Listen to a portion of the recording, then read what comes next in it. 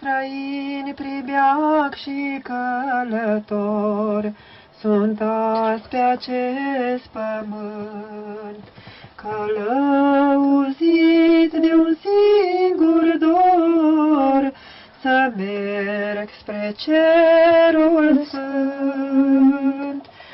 Împărăția Ta, o Doamne, o doresc, și cât aș vrea să ajung în ea, acolo să trăiesc. Azi drumul acesta-i greu de spini, dar s-or sfârși în curând. Și-n țara Ta plină de crini, ne-o odihni în curând. Împărăția Ta, o Doamne, o doresc,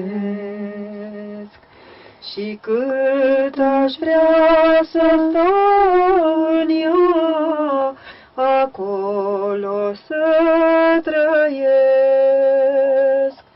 Dar fă să vină mai curând